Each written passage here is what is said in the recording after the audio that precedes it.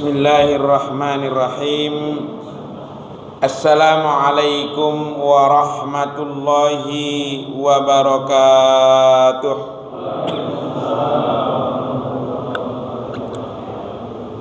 Innal hamdalillah nahmaduhu wa nasta'inuhu wa na'udzu billahi min syururi anfusina wa min sayyiati a'malina may yahdihillahu fala mudhillalah wa may yudlil fala hadiyalah la haula wala quwwata illa billahil aliyyil azim.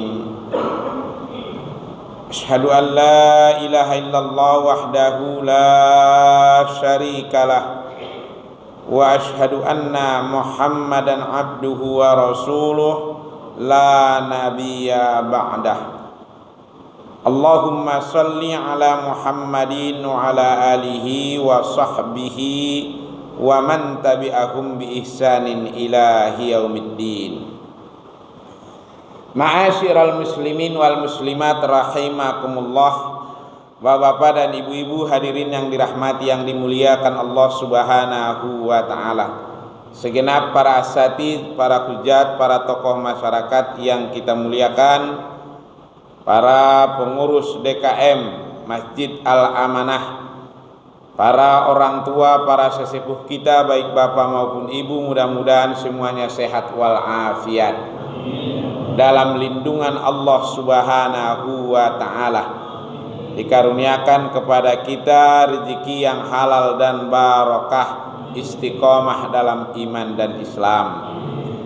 Bila ada di antara kita, keluarga kita, jamaah kita yang mungkin dalam keadaan sakit, dari tempat yang mulia ini, Masjid Al-Amanah ini, kita doakan mudah-mudahan Allah angkat penyakitnya, Allah berikan kesembuhan, sehat walafiat, taat beribadah kepada Allah Subhanahu wa taala.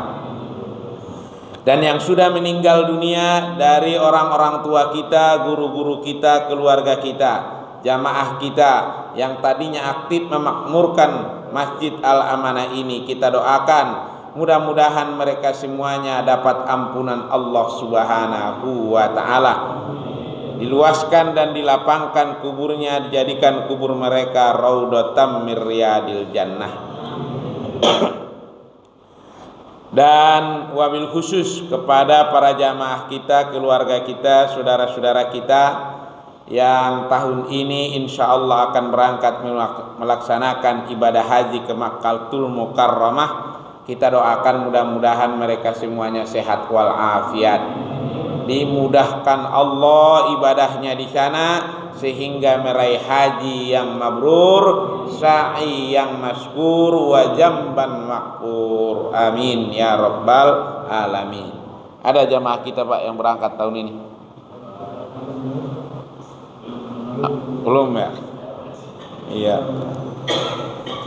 Ya, mudah-mudahan tahun depan kita pada berangkat semua dah.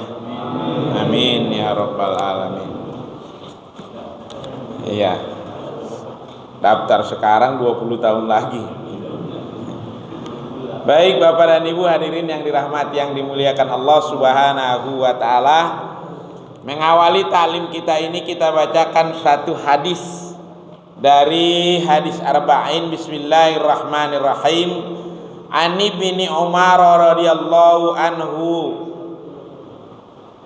qala akhadha Rasulullah sallallahu alaihi wasallam bima kibayya faqala kun fid dunya ka'annaka gharibun aw abiru sabilin wa kana banu Umar radhiyallahu anhuma yaqulu ija amsaita fala tantajiris sabaha wa ija asbahta fala tantajiril masaa wa khuz min sihhatika limaradika wa min hayatika limautika. Rawahu Bukhari. Dari Ibnu Umar, lengkapnya Abdullah Ibnu Umar, Semoga Allah meridhoinya dan meridhoi Umar ibn Khattab ayahnya. Rasulullah sallallahu alaihi wasallam memegang pundakku.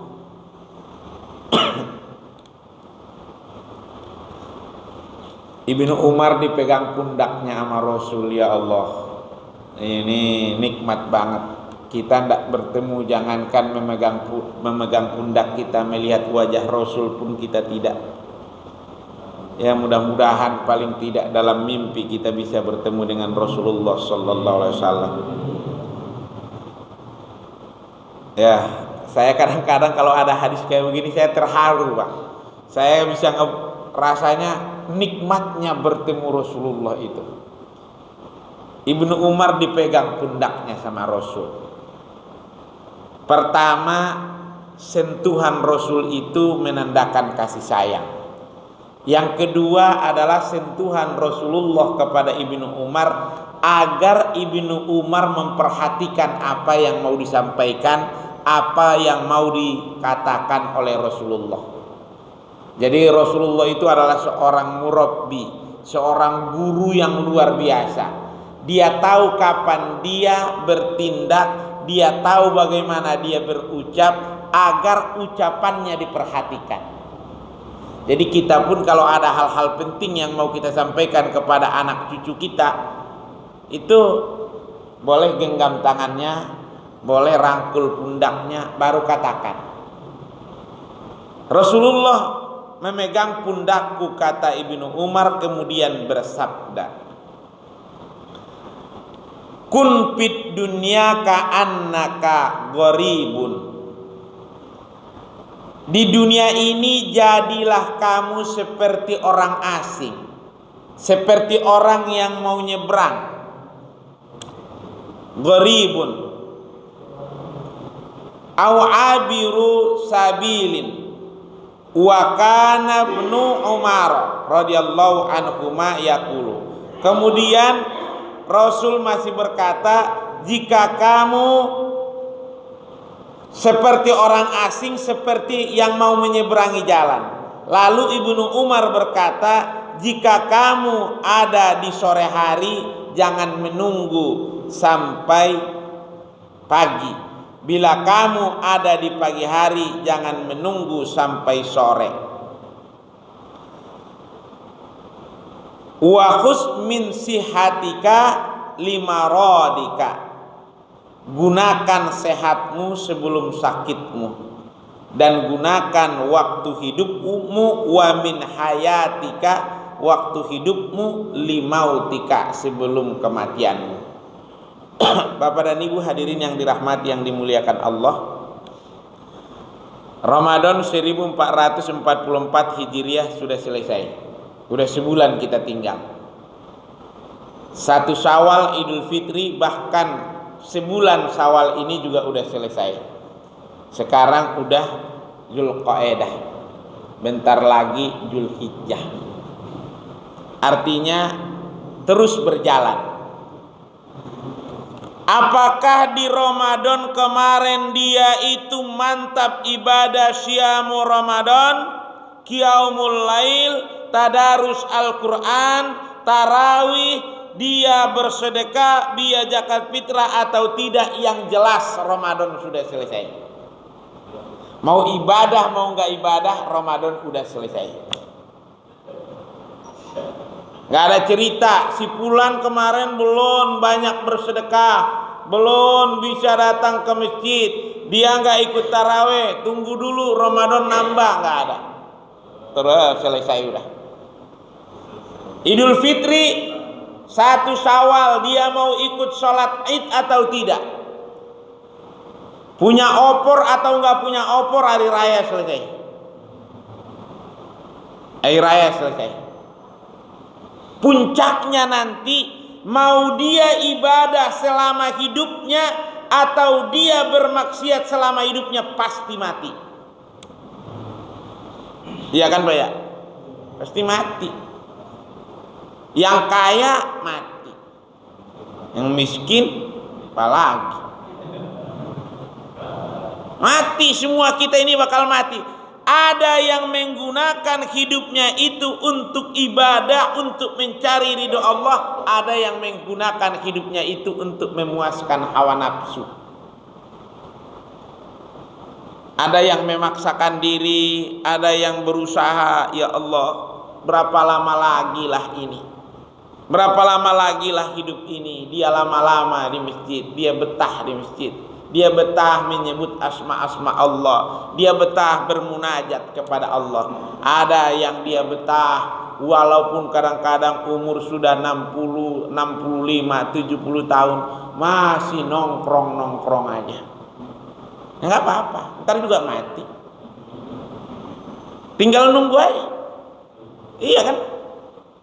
Hidup ini Allah kasih kita pilihan. Allah kasih kita pilihan.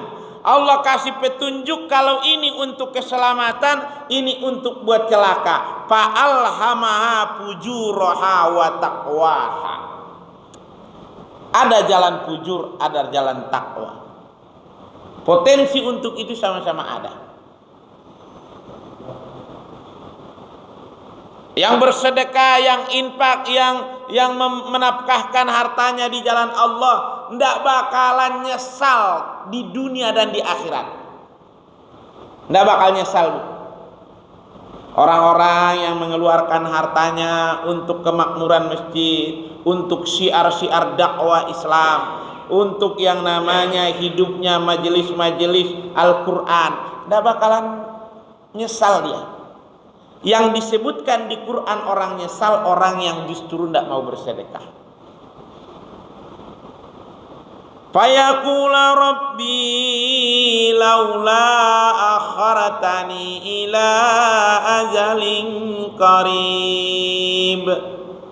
Kalau boleh ya Allah ya Tuhanku, jangan dulu dekatkan namanya ajal kami. Tunda dulu ya Allah ajal itu.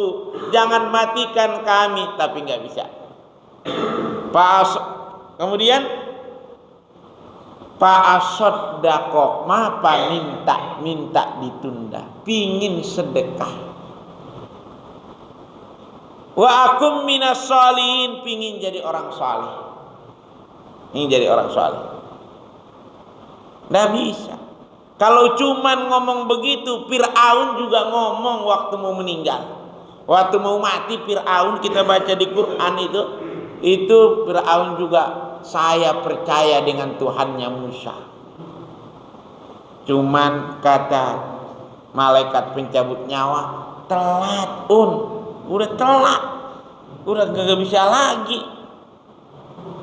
Napas udah di tenggorokan, udah sakaratul maut, baru nyadar. Makanya kita ini alhamdulillah Pak,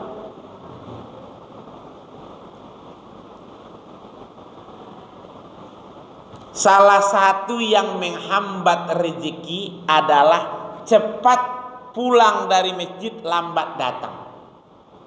Itu nasihat ulama-ulama kita. Siapa orang yang cepat pulang dari masjid? Sa'labah. Salam itu salam kanan salam kiri langsung pergi. Tapi bagaimana Sa'labah? Kaya raya. Tapi justru ulama-ulama bilang, orang yang lambat datang ke masjid kemudian cepat pulangnya, rezekinya justru itu tidak bagus. Tapi Sa'labah kaya setelah dikasih kambing oleh Rasul. Rupanya rezeki itu bukan kambing yang banyak, bukan rumah yang mewah, tapi mau kita ibadah. Hati ini terpanggil dengan masjid. Sinyal untuk ibadah itu kuat. Sinyal untuk ibadah itu kuat. Kenapa? Karena hatinya hidup. Tapi kalau hatinya nggak hidup, biar juga di bawah tower itu tuh, casing cakep, handphone bagus, di bawah tower tuh agak ada sinyal, agak nyambung. Makanya walaupun kadang-kadang rumah dekat dengan masjid, nggak usah pakai speaker juga kedengaran azan, nggak ada sinyal, kagak datang, kagak nyambung, nggak nyambung, nggak ada sinyal, lobet, mati hatinya. Tuh. Maka hidup ini seakan-akan Rasul mau mengatakan kepada Ibnu Umar, jadikan kamu hidup di dunia ini gharib, seperti orang asing. Kalau namanya orang asing itu jaga diri, jaga etika, jaga sopan santun. Kalau kita datang ke rumah orang, ke rumah seseorang, assalamualaikum, dipersilakan masuk baru kita masuk, persilakan duduk baru kita duduk. Udah duduk diem aja, nggak ngapa-ngapain tuh. Walaupun udah ada hidangan depan, diem aja. Walaupun udah lapar, ayo silakan Pak, baru. Iya. Bahkan kalau ditawarin tuh, mau minum apa, padahal haus. Mau minum apa Pak? Hangat apa dingin? Teh, kopi. Paling orang asing bilangnya, tamu bilangnya apa aja. Itu orang yang punya etika. Nggak mungkin, udah kopi susu dah. Nggak mungkin. Nggak mungkin. Kenapa? Dia nggak apa adanya. Maka orang asing di dunia ini, jadi kamu seperti orang asing di dunia ini, kata Rasul. Artinya adalah juhud. Nggak usah terlalu ngoyo kalau untuk dunia, Pak. Toh ini mau kita tinggal. Saya di sini kan cuma sebentar. Saya sini cuma sebentar. Saya cuma bertamu di sini. Saya cuma di sini datang berkunjung. Setelah itu saya akan keluar. Saya akan kembali. Tempat kembali kita adalah hari akhirat. Tuh, kalau ini disadari, enggak centang perenang kayak begini negeri ini, Pak. Hadis ini udah jutaan kali dibaca di hadapan masyarakat. Ayat-ayat Quran yang kita sebutkan tadi udah jutaan kali disebut di masyarakat. Tapi kita nggak pernah heboh tentang persiapan akhirat, justru heboh untuk persiapan 2024. Oh, siaran TV, dalam kita nonton aja. Ini bentar lagi pada mau mati kok atu-atu. Udah pada tua-tua saya lihat. Udah tua-tua. Itu kalau dilepas di sini, jangan kasih kendaraan, suruh jalan ke Pulau Gadung pingsan itu. Rata-rata udah pada tua-tua. Masih ribut aja masalah gitu-gituan. Kalau ributnya dia adalah bagaimana memikirkan nasib rakyat ini biar dekat dengan Allah. Bagaimana memikirkan nasib umat ini biar dekat dengan Allah, ya gitu. Lupa dia orang asing. Di dunia ini bukan tempat tinggal kita. Kita merantau ke dunia ini. Orang tua kita dulu yang dipindahin ke sini. Nabi Adam alaihissalam dipindahin ke bumi. Nanti setelah itu semua anak turunannya juga akan balik kembali. Cuma manusia ini kadang-kadang kan merasa cukup.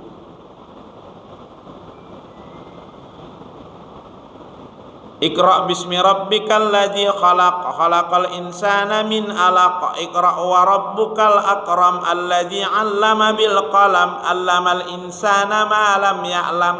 Kalla innal insana la yatagha.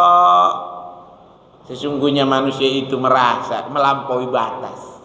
Kenapa? Karena merasa cukup.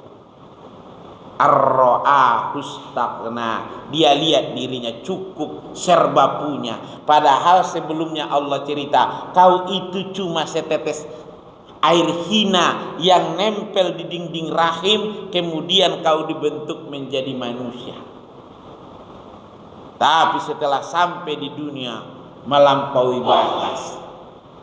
Apa melampaui batasnya? Lupa diri. Lupa diri. Karena ada dua dalam hidup manusia nggak pernah tua menurut nasihat-nasihat ulama-ulama kita, guru kita. Ada dua. Ini nggak pernah ini jadi tua, tetap aja muda. Apa itu? Angan-angan. Angan-angan. Lagi duduk, kiranya misalkan umpamanya, andai kata misalkan lagi tidur berangan-angan. Itu nggak ada angan-angan itu nambah pendek. Kalau angan-angannya nambah pendek, itu namanya bukan berangan-angan, itu namanya merenungi diri. Angan-angan itu, makanya kata Rasul, tulul amal, jangan panjang angan-angan. Yang kedua apa? Maruf, serakah, itu juga nggak pernah tua tuh. Sifat itu tidak pernah tua pada diri manusia. Kalau kita nggak membatasinya, itu nambah tua masih tambah marah. Coba lihat tuh, yang korupsi itu, ya Allah ya Rabbi ya Karim, na'udzubillah min jalik. Jangan sampai kita keturunan kita ada kayak begitu tuh. Gak ada gunanya kaya raya kayak begitu tuh. Iya, coba lihat Pak, setengah mati membangun karir. Dari zaman Soeharto dia udah kerja sampai selesai Soeharto, kemudian muncul Habibie, dia masih kerja. Habis Habibie datang Gus Dur, dia masih kerja. Gus Dur berhenti diganti Megawati, dia masih kerja. Kemudian Megawati berhenti ganti sama SBY, dia masih kerja. SBY berhenti masuk Jokowi, dia masih kerja. Puncaknya jadi menteri. Setelah jadi menteri pejabat tinggi, sekarang pangkat terakhirnya narapidana. Narapidana. Coba. Iya kan? Itu kan dari zaman Soeharto udah kerja itu. Entah apapun kerjanya. Levelnya mungkin masih rendah. Sampai pangkatnya jadi menteri. Iya kan? Kita juga dari zaman Soeharto udah pada bekerja. Sampai sekarang pangkat terakhirnya ketua DKM. Kan keren. Keren banget. Mendingan begitu daripada pangkat terakhir jadi narapidana. Malu sampai anak cucu itu. Malu. Tapi kalau kita anak cucu kita nanti, kamu dulu kakeknya apa? Kakek saya itu dulu pengurus masjid, Jamaah Masjid Al Amanah, aktif. Bangga dia. Pak. Kakek kamu dulu apa? Oh kamu kaya banget, rumahmu keren. Kakekmu apa? Koruptor. Hina, tidak ada guna. Maka jadilah orang asing, seperti orang yang menyeberang. Dunia ini cuma jembatan menuju akhirat. Itu kata Rasulullah sallallahu alaihi wasallam, jembatan. Tidak lama kita di dunia ini. Jadi oleh karena itu, apa yang harus dilakukan dalam perjalanan hidup kita? Ya ayyuhalladzina amanuttaqullaha wal tanjur nafsum ma qaddamat lighad wattaqullaha innallaha khabirum bima ta'malun. Wahai orang-orang yang beriman, bertakwalah kepada Allah, hendaklah mempersiapkan diri. Setiap orang mempersiapkan dirinya menuju kehidupan yang lebih panjang dari kehidupan di dunia ini, yakni kehidupan akhirat. Bertakwalah kepada Allah. Allah sangat mengetahui apapun yang kamu perbuat. Persiapkan diri. Hendaklah setiap nafs, setiap jiwa, setiap diri mempersiapkan bekal. Nggak ada yang mempersiapkan bekal kita kecuali diri kita sendiri, Pak. Ada usaha kita, ada bisnis kita, ada toko kita, jualan ini jualan itu. Seharian, seminggu kita nggak usah datang sono, suruh orang kerja, kita bayar, beres urusan. Ya kamu tolong nanti itu barang-barang ini harganya segini, kamu jual begini, kita udah urus semuanya, kita kasih tahu dia, udah kamu ke kantor, kamu ke ruko, kita dari rumah aja pasang di rumah CCTV, kita bisa liatin dia ngapain, beres urusan. Artinya bisnis kita masih bisa kita serahkan orang lain untuk ngurusinnya, kita tinggal ngawasin. Tapi sholat kita, siapa yang bisa betulin sholat kita kalau bukan kita? Sholat kita siapa yang kita? Gak bisa, Pak. Itu tadi ruko kita, bisnis kita itu, proyek kita itu bisa kita bawa kalau itu kita gunakan di jalan Allah. Tapi sholat kita inilah yang paling utama yang mau kita bawa nanti, bekal menuju Allah. Persiapkan dirimu, persiapkan bekalmu menuju akhirat. Setiap diri persiapkan bekal. Apa bekal utama kita? Ya takwa. Takwa itu setelah iman adalah sholat. Sholat. Gak ada yang bisa memperbaiki iman kita kecuali diri kita sendiri, dengan memohon pertolongan Allah, dengan taufik hidayah Allah. Gak ada yang bisa memperbaiki sholat kita. Bagaimana cara kita memperbaiki sholat kita? Pertama, pelajari sholat itu dengan benar. Yang kedua, setelah perbaiki ilmunya, perbaiki tempat mengamalkannya. Tempatnya di mana paling bagus? Tidak ada yang paling bagus kalau sholat fardu selain di masjid berjamaah. Kapan? Awal waktu. Kalau kita datang udah setengah jam sholat, ya udah nggak dapat jamaah. Tuh. Ini perbaiki, persiapkan dirimu, bekalmu menuju akhiratmu. Tidak ada yang bisa memperbaiki sholat ibu selain ibu sendiri. Perbaiki bacaannya, perbaiki gerakannya. Jangan sembrono. Baca Fatihah itu dengan benar. Alhamdulillahi Rabbil Alamin. Walaupun kita sendiri. Ya,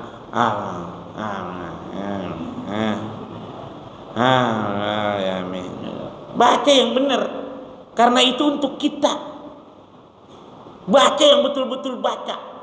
Seperti sedang membaca di hadapan Allah Subhanahu wa ta'ala. Seakan-akan kita berhadapan dengan Allah, seakan-akan kita melihat Allah. Kalau kita tidak mampu sampai tingkat itu, yakinkan diri kita sedang diperhatikan oleh Allah. Tuh. Rukunya ruku yang benar. Jangan karena kalau lagi rame-rame mantap rukunya, tapi kalau lagi sendiri kayaknya sembarangan. Kalau lagi rame-rame mantap pakaiannya, giliran sendiri di rumah asal-asalan. Emang di masjid doang adanya Tuhan, kalau di rumah Tuhan enggak, kan gitu. Tuh, perbaiki. Hendaklah setiap diri mempersiapkan bekal. Bekal kita ini kita bikin yang terbaik. Buat sholat kita yang terbaik. Abaikan dulu yang lain-lain, karena ini yang mau saya bawa. Ini berharga, ini sholat saya ini, kata kita. Kalau ada misalkan ada apa-apa bu di rumah, na'udzubillah min dzalik, misalkan ada bahaya kebakaran, ada satu kotak ibu kecil, kira-kira ya segede buku inilah, segede kitab ini kotak ibu, tapi di dalamnya emas ibu. Situ ada kalung ibu, cincin ibu, kemudian juga perhiasan anak-anak perempuan. Di situ ada. Kira-kira nanti sementara di depan situ ada kue gede banget, ada ini. Kalau misalkan kebakaran, yang mana yang duluan ibu selamatkan? Yang ini, yang kecil ini selamatkan. Nah, dunia ini memang banyak kebutuhan, dunia ini banyak keinginan, tapi yang paling berharga dari semua ini aktivitas dunia ini. Satu, kalau untuk diri kita, sholat kita. Tuh, maka perbaiki itu. Jangan sampai itu rusak, jangan sampai itu lecet, jangan sampai itu asal-asalan. Itu nomor satu. Perbaiki ibadah-ibadah kita, sholat kita, puasa kita, harta kita, zakatnya, infaknya, sedekahnya. Perbaiki. Nggak ada yang memperbaikinya selain diri kita. Itu nomor satu. Yang kedua adalah hendaklah setiap diri mempersiapkan bekalnya, yakni bekal yang masih kita tinggal. Siapa itu? Keluarga dan anak-anak kita. Siapin mereka. Kalau nanti saya udah nggak ada, Nabi sekelas Nabi Yakub alaihissalam berpesan, diceritakan di Al-Quran. Dia berpesan, kalau nanti saya mati, mata kuluna min ba'di, apa yang akan kalian sembah? Kalian mau nyembah apa? Rupanya kekhawatiran yang paling mendalam di hati para nabi itu, di hati Nabi Yakub alaihissalam. Kalau saya mati, kalian ini ibadahnya bagaimana? Bertuhannya bagaimana? Tapi jujur Pak, sebagian besar di tengah kehidupan masyarakat kita, yang paling dikhawatirkan anak kita itu adalah duitnya. Nanti kalau saya mati, kalian bagaimana? Seakan-akan kita yang ngasih mereka rezeki. Kalau saya mati gimana ini anak-anak? Padahal sebenarnya kadang-kadang mereka berpikir kalau kita mati kayaknya mereka lebih enak. Kita yang mikir, kita mikir kalau gimana ini anak-anak nanti kalau saya nggak ada. Justru kadang-kadang mereka kalau bapak nggak ada kayaknya enakan, ini gitu justru. Iya, jangan dikira pikiran kita sama mereka. Cuman mereka kadang-kadang nggak mau bilang aja, kagak enak. Tuh. Banyak anak-anak yang nunggu bapaknya biar cepat-cepat meninggal, biar cepat-cepat dibagi. Cuman gak pada ngomong aja karena takut diomelin orang. Durhaka lo, kata orang. tapi sebetulnya hatinya. Kalau anak nggak diisi iman, anak nggak diisi akhlak, nggak diisi kecintaan dengan Allah, nggak diisi dengan bakti terhadap orang tua, bisa itu Pak. Di dalamnya ada begituan. Makanya di Quran itu ada yang bergandeng-gandeng kan Pak. Pertama adalah atiullah wa atiur rasul. Nggak bisa saya taat sama Allah tapi nggak sama Rasul, nggak diterima. Kalau ingin taat sama Allah ya harus taat sama Rasul. Kalau taat sama Rasul ya harus taat sama Allah. Tuh. Kemudian amanu wa amilus sholih. Beriman ya berbuat baik, beriman ya berbuat baik, beriman ya beramal soleh. Nggak bisa saya mah beriman, sholat kagak, nggak bisa. Nah. Kemudian apa? Bersyukur dan berbakti kepada orang tua. Itu bergandengan. Nggak bisa dibilang bersyukur kalau sama orang tua nggak benar. Nggak bisa dibilang dia itu orang bersyukur kepada Allah tapi sama orang tua nggak benar.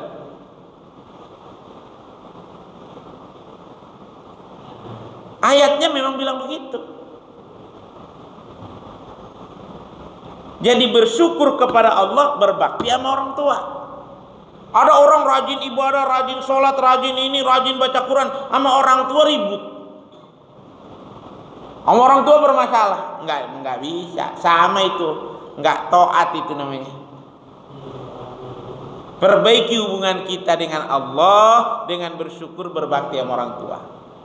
Makanya nabi-nabi sekelas Nabi Ibrahim Khalilullah, walaupun bapaknya itu tidak iman, yang disebutkan yang dimaknakan bapaknya yang pembikin bukan bapak secara biologis karena itu masih ada perdebatan, tetapi yang membuat patung-patung itu bakal masuk neraka, tetapi sikapnya, santunnya Ibrahim kepada bapaknya dia tetap santun sama bapaknya. Dia tetap hormat, dia tetap berterima kasih. Walaupun udah diusir dia. Lagi ini anak kita kadang-kadang kita bimbing, kita iniin masih ini aja. Na'udzubillah semua, na'udzubillah min dzalik. Mudah-mudahan anak kita anak soleh-solehah semuanya. Jadi Bapak dan Ibu hadirin yang dirahmati Allah, pertama perbaiki diri kita. Bekal kita di sini di dunia cuma sebagai orang asing, sebagai tamu, sebagai orang yang nyebrang, maka persiapkan bekal kalau nanti udah meninggalkan dunia ini. Kalau udah nyebrang. Apa bekal kita? Pertama adalah diri kita sendiri. Yang kedua, bekal kedua keluarga kita. Anak-anak kita, keluarga kita tatap. Kalau nanti saya meninggal dunia, apa kira-kira yang anak-anakku ini bakal berikan untukku? Kita minta apa? Enggak minta apa-apa dari mereka. Doa. Waladun sholih yad'ulah. Tuh. Nggak ada kita minta.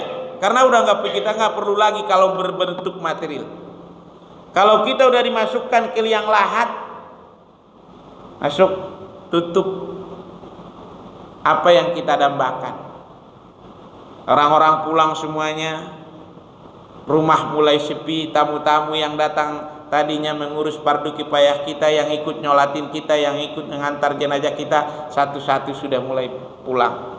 Kita berharap anak kita, entah itu yang tertua atau siapapun, dek, kumpul dulu sini, duduklah kita di sini.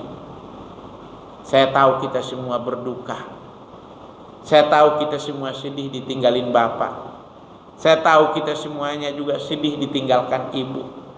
Oleh karena itu dalam duka dan kesedihan ini, kumohon kepada kalian adik-adikku, kalau sayang sama bapak, kalau sayang sama bapak yang baru kita kubur, yang baru kita sholatkan, yang baru kita antarkan ke jenazahnya, kumohon kepada kalian, kita ngaji, kita berdoa. Kalau tidak bisa kumpul sendiri-sendiri, jangan pernah lupa doakan bapak kita tuh. Kalau dia mau begitu tuh. Takutnya enggak itu omongan. Selesai kita di makam, mereka pun pada mulai lirik-lirikan. Mantu yang kemarin kita ambil dari Cirebon mulai kurasak-kurusuk di kamar. Yang mana dompet, yang mana ini?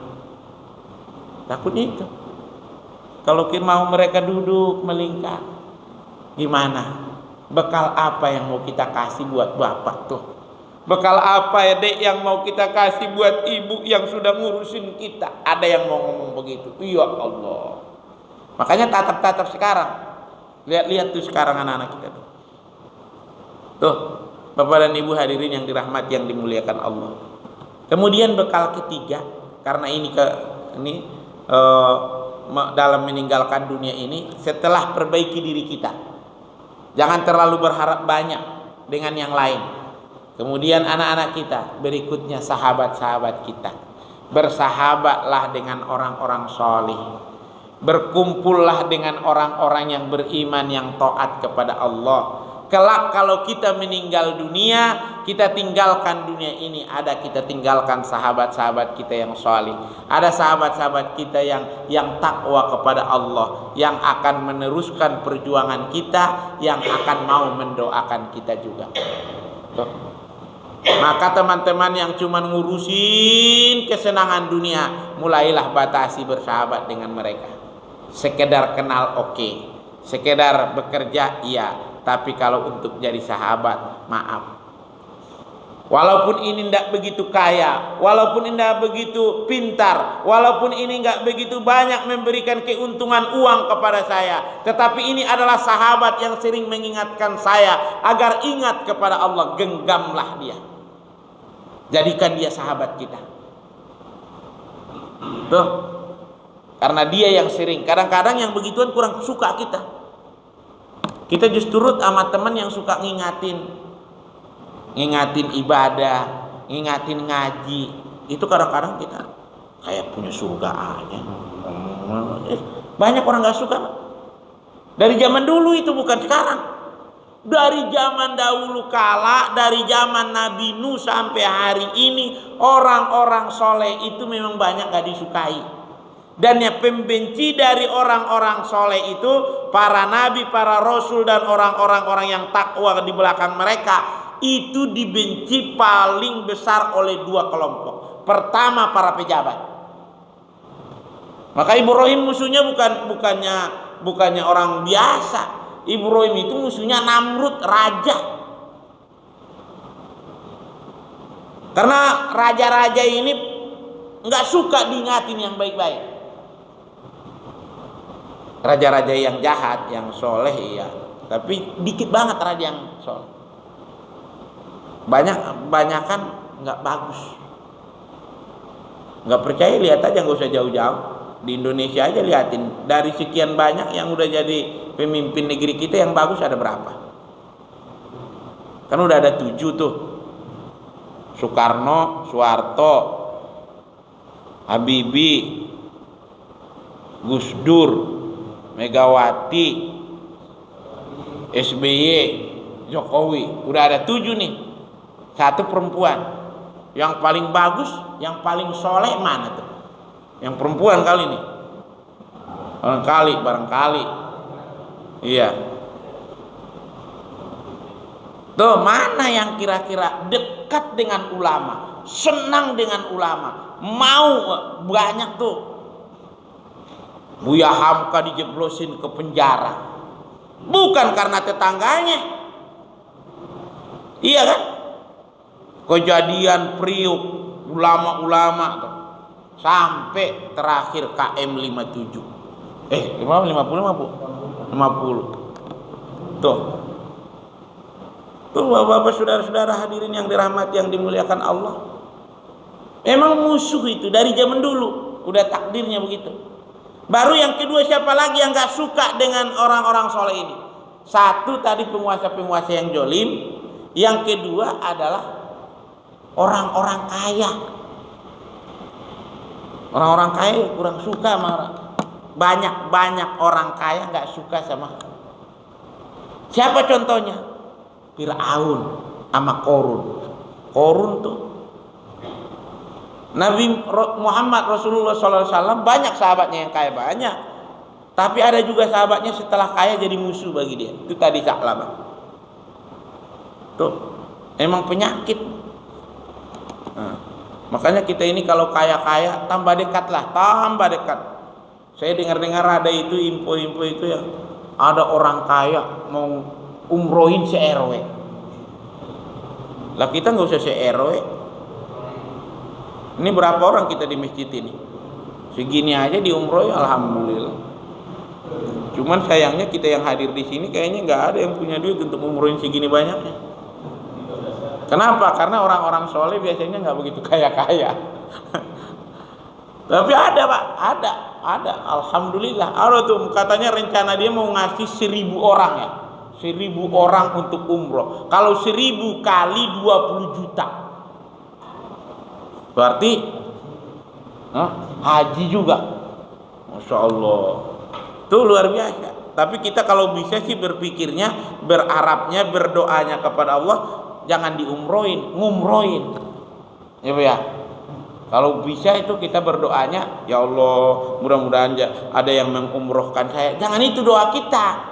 Ya Allah, mudah-mudahan saya bisa ngumrohin orang gitu. Itu kan kita namanya jadi kaya Pak.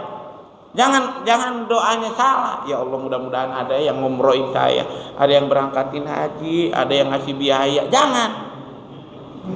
Jangan itu doanya. Doanya ya Allah, mudah-mudahan tetangga-tetangga saya yang belum umroh bisa saya umrohkan. Mudah-mudahan tetangga-tetangga saya satu RW ini, bila perlu satu Bekasi ini, saya bisa berangkatin semuanya umroh. Berarti kan kita dibikin Allah kaya kalau begitu Pak. Kalau kita diumrohin ya cuman dapat 30 juta, udah berangkat mau pulang udah habis, kagak ada. Karena kadang-kadang banyak yang begitu Pak. Kalau menurut saya itu salah kalau begitu ini ya. Bukannya salah sih, kurang mantep. Bapak dan Ibu hadirin yang dirahmati yang dimuliakan Allah, penutupnya adalah sebagai kesimpulan bahwa Rasul dalam memberi pesan itu memang mendalam. Pendek pesannya tapi dalam maknanya.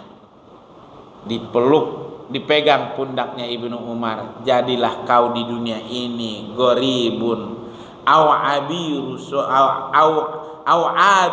rusabil, seperti orang yang mau menyeberang.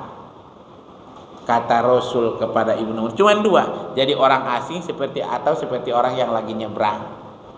Itu doang. Kemudian Ibnu Umar memahami itu, kalau ada kesempatan berbuat baik di pagi, jangan tunggu sampai sore. Kalau ada kesempatan untuk mengumpulkan bekal menuju akhirat di sore hari, jangan tunggu sampai pagi. Gunakan sehatmu sebelum datang sakitmu. Anak-anak kita yang masih sehat-sehat, yang gagah-gagah, suruhlah sering-sering ke masjid. Suruhlah azan yang suaranya masih nyaring merdu. Hayya 'alas shalah. Subuh itu kencang. Kalau misalkan yang kayak kita ini umurnya, kalau dikencangin yang keluar batuk. Udah tua. Pas kita kencangin di tengah jalan bukannya tambah nyaring,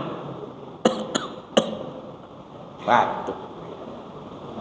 Kalau yang masih muda-muda, masih 30-an, yang masih 25 umurnya tuh, suaranya merdu. Tapi kagak nongol. Apalagi di kampung-kampung Pak, yang nongol laki-laki. Mana gigi nggak ada. Kalau gigi nggak ada, bilangin huruf kadang-kadang suka lolos. Ayalat sholat, lama-lama hilang suara. Iya, di kampung-kampung. Kalau di sini sih masih bagus-bagus yang aja. Masya Allah. Jadi orang asing, berikutnya siapkan bekal. Di sini sebentar. Kayak orang bertamu, mana ada orang bertamu lama-lama Pak? Kalau orang bertamu lama-lama itu namanya orang nggak tahu diri. Coba Bapak kalau datang tamu ke rumah, Assalamualaikum Pak De, ini habis Lebaran, ibu saya nyuruh ke sini mau nyari kerja. Nah, diantarin sama ibunya, datang. Ibunya udah 3 hari, 4 hari, 5 hari, seminggu belum pulang-pulang juga. Lah kan yang mau kerja ini, kenapa maknya ikut lama-lama di sini? Kita kagak demen lihatnya. Makanya di dunia nggak bagus lama-lama. Lihat orang-orang soleh yang paling terakhir dari para Rasul Allah itu, yang terhebat adalah Rasulullah. Cuma dikasih 63 tahun di dunia. Bentaran dia di dunia. Kenapa? Orang tamu nggak boleh lama-lama. Jangan lama-lama. Ngaji aja nggak boleh lama-lama. Udah, kita cukupkan sampai di sini. Jadi Bapak dan Ibu, alhamdulillah. Kemudian siapkan bekal. Bekal kita, sehat kita, umur kita gunakan. Anak-anak kita, keluarga kita, didikkan kepada mereka kecintaan kepada Allah dan cintaan kepada berbakti sama orang tua. Sehingga kalau kita tinggalkan mereka, mereka masih berkenan mengangkat tangan mendoakan kita. Sujud kepada Allah untuk menyebutkan asma-asma Allah, memuji Allah, kemudian mereka mengenang kita dalam doa-doa mereka. Begitu juga dengan sahabat-sahabat, bersahabat dengan orang baik. Kurangilah bersahabat sama orang-orang jahat itu. Kurangi, walaupun kadang-kadang itu memberikan keuntungan material. Kadang-kadang bersahabat dengan orang-orang jahat itu, wah, kadang-kadang ada. Makanya katanya itu kalau yang berkoalisi itu korupsinya ditutup-tutup, tapi yang lawannya koalisi itu, nah, kalau dari kelompok oposisi ya dikeruk-keruk terus, dicari-cari. Jadi begitu. Kadang-kadang emang begitu, namanya manusia. Dan itu enggak apa-apa namanya di dunia. Ntar di akhirat juga ketahuan semuanya. Toh bakal mati semua. Penting pegang prinsip istiqomah dalam iman Islam. Diri kita, keluarga kita, sahabat kita, jadikan itu bekal kita menuju akhirat. Barangkali demikian Bapak dan Ibu hadirin yang dirahmati, yang dimuliakan Allah Subhanahu wa taala. Tidak ada niatan apa-apa pun dalam taklim kita ini selain menggugah hati dan perasaan kita bersama, tentu termasuk saya pribadi khususnya, agar kita ini semakin menjadi hamba yang baik, semakin taat kepada Allah. Kalau kita meninggalkan dunia ini, mudah-mudahan kita tinggalkan dalam keadaan husnul khotimah. Demikian Bapak dan Ibu, mohon maaf sebelum kita tutup, barangkali ada yang mau ditambahkan, ada yang mau disampaikan, fal yatafaddal maskura.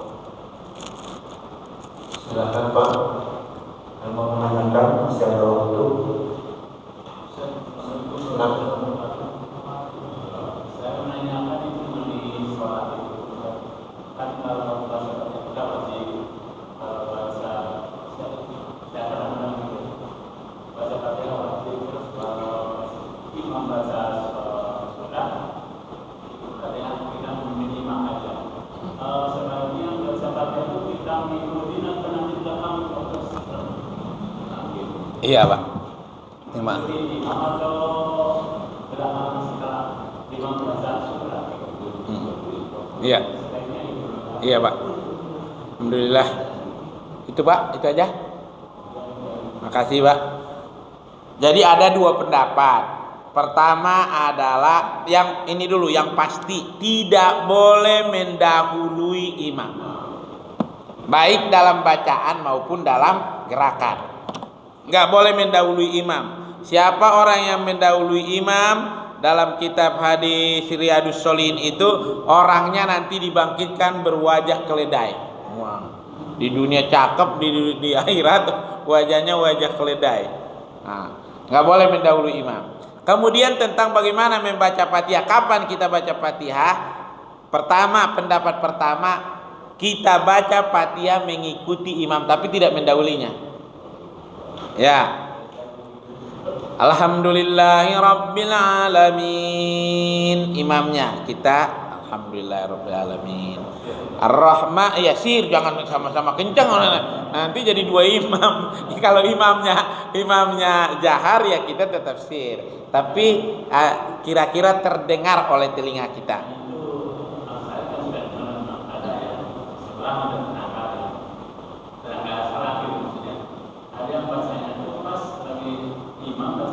Iya, makanya ini pendapat pertama Pak. Pendapat pertama, kita ngikuti imam baca, kita baca. Selesai imam baca satu ayat, ikutin. Selesai ikutin.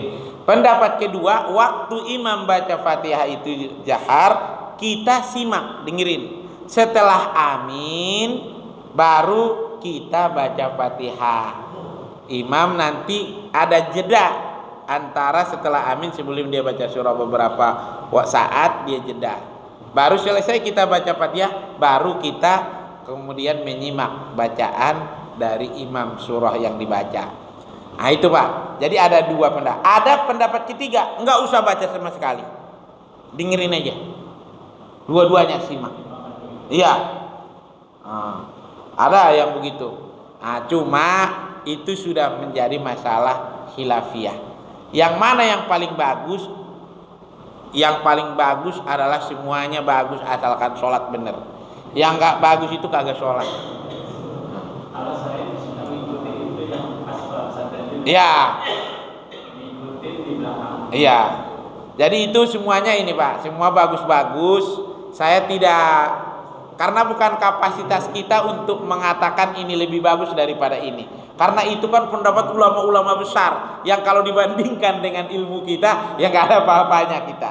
Jadi masa kita mau bertentangan dengan mereka? Tetapi ikuti, jangan semuanya, kita ikuti salah satu tanpa bermaksud menganggap yang lainnya tidak bagus. Tuh.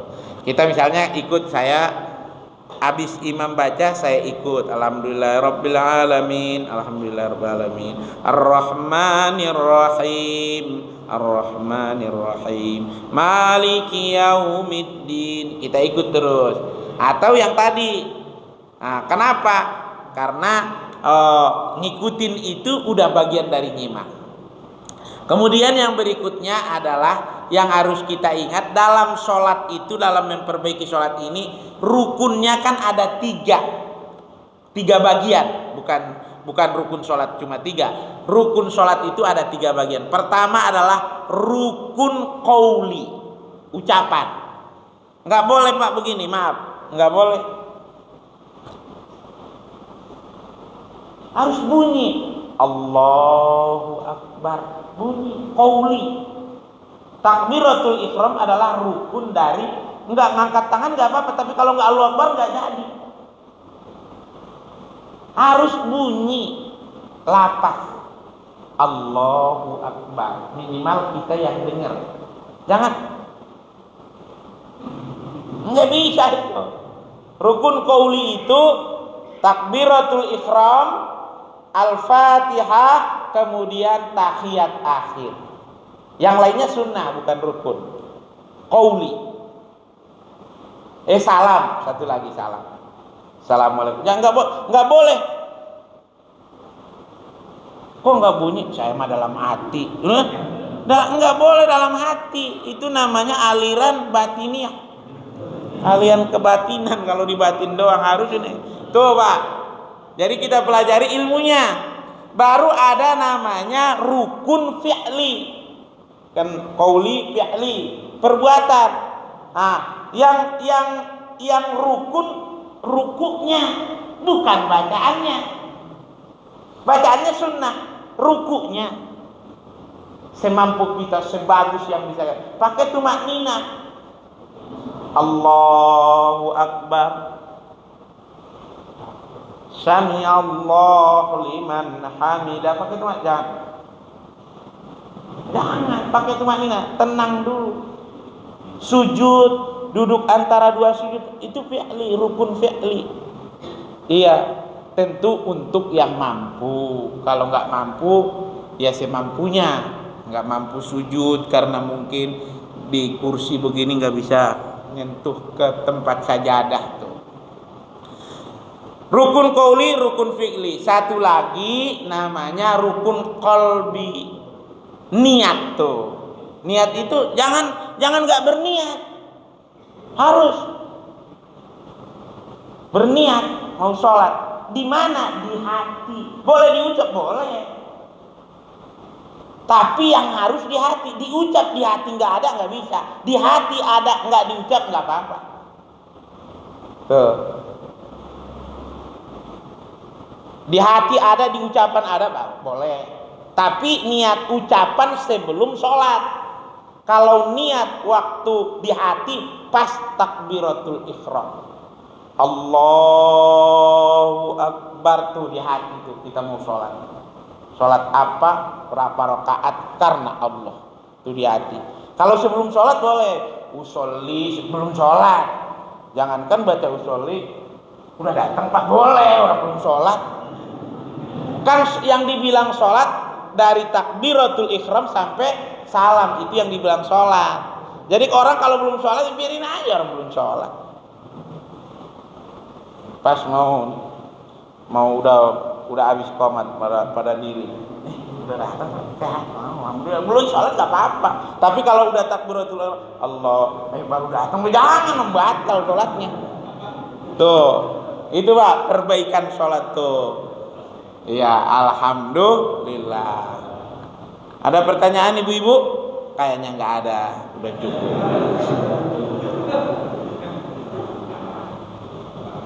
Pak, masih ada yang menanyakan?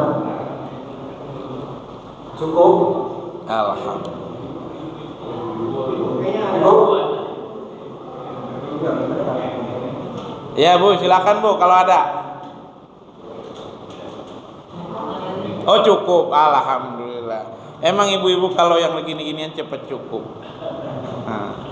Baik ibu-ibu, terima kasih bapak-bapak sekalian. Alhamdulillah, mohon maaf kalau ada yang kurang berkenan. Dan kita ucapkan subhanakallahumma wa bihamdika asyhadu an la ilaha illa anta astaghfiruka wa atubu ilaik. Usikum wa nafsi bitaqwallah, billahi taufiq wal hidayah. Assalamualaikum warahmatullahi wabarakatuh. Waalaikumsalam.